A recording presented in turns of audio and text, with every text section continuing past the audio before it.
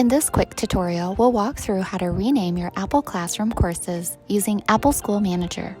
This process will help you better organize your courses within Apple Classroom and Jamf, especially if you have several with similar titles.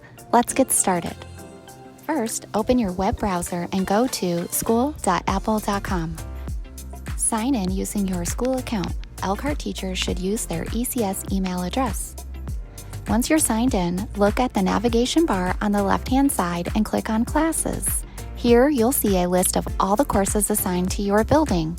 Your classes might appear at the top, but if not, you can use the search bar at the top to find classes by their name quickly.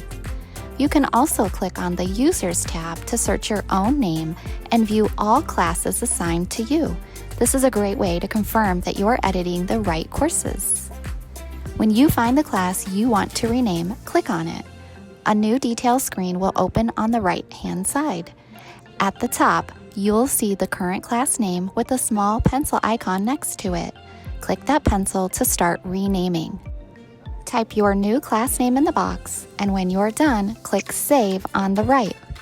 Repeat these steps for any other classes you'd like to rename. Keep in mind, changes won't appear right away. It can take 24 to 48 hours for updates to show up in your Apple Classroom and Jamf teacher apps. And that's it. You've successfully renamed your Apple Classroom courses through Apple School Manager.